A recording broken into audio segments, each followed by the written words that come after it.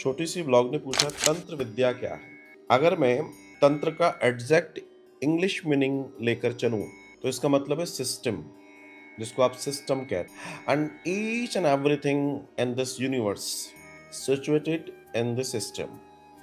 ठीक है, ये सब कुछ जो आप देख रहे हैं, पूरा ताना बाना इस ब्रह्मांडों का, अंतरिक्ष का, हर चीज का एक सिस्टम है। पृथ्वी अपनी धुरी पर टिकी है, उतने अक्षांश उतनी डिग्री पर टिकी है, एक सिस्टम है। सूर्य का निकलना, चांद का आना, ऋतुओं का बदलना, ईंटों के ऊपर ईंटों जोड़ के एक घर का खड़ा हो जाना, इस शरीर का इतना वजन टांगों पर, उनके टांगों का वजन पंजों पर हो जाना, ये सब दुनिया में जो भी कुछ चल रहा है, मेरी आवाज आप तक पहुंचना इतनी दूर से, ये सब एक सिस्टम है, जिसको हिंदी में बोलते हैं तंत्र। ठीक है, अब इसको समझने का प्रयास कीजिए।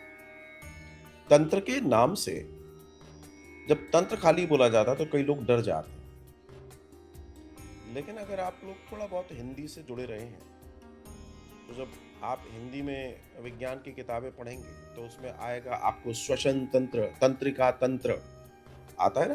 कहने का तात्पर्य यह है कि सब कुछ तंत्र से चलता है,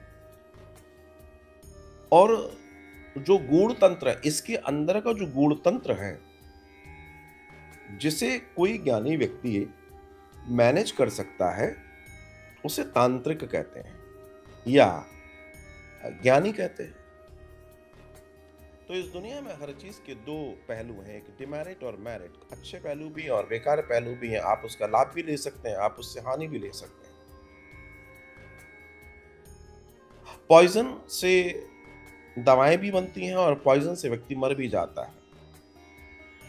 अब विचार करके देखिएगा, धतूरा वैसे व्यक्ति को मार भी सकता है, लेकिन वही धतूरा घिसकर जब उसकी दवाइयां उसकी भस्म बनाई जाती है तो वही कई लोगों के काम में आता है।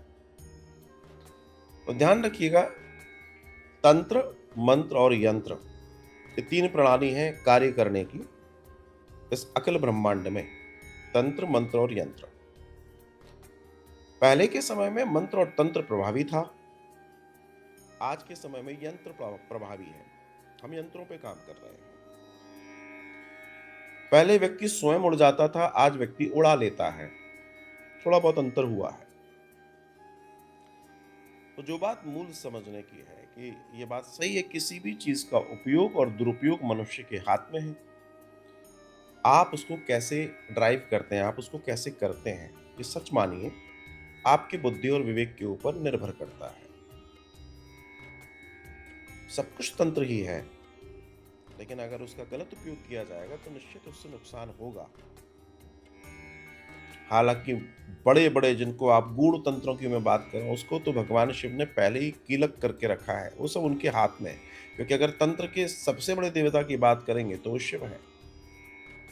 अगर हम दूसरे दर्शन में देखें, तंत्र का एक और बहुत बड़ा देवता है जिसका नाम गणेश है, जिन्हें लोग नॉर्मली नहीं समझ पाते, लेकिन वे तंत्र के बहुत बड़े देवता हैं।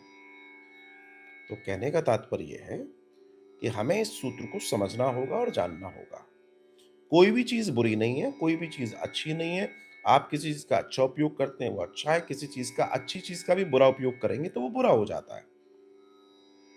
इतनी सी बात समझने की और जानने की है। जैसे कल या परसों कोई सज्जन कह रहे थे कि मैं आपके ऊपर तंत्र का प्रयोग कर रहा हूं, तो हमने मुस्कुरा कर कहा भैया अच्छी बात है, तुम कर रहे हो, मैं ले ही नहीं रहा हूं, क्योंकि मेरी अवस्था, मैं पॉजिटिव थॉट के साथ चल रहा हूं। मेरी जब थॉट किसी से मैच करेगी तब कोई चीज मुझसे रिलेट करेगी। एक उदाहरण दे रहा हूं क्योंकि ये इतना आसान नहीं है, लेकिन जो बात मैं कहने जा रहा हूँ समझिए कि हर चीज़ का यूज़ और मिसयूज़ आपके हाथ में है। दुनिया में कोई चीज़ बुरी नहीं, कोई अच्छी नहीं, सब सम है। हम उसको ऊपर नीचे बढ़ा घटा लेते हैं और वो चीज़ उनके अनुसार परिणाम देने लगती है।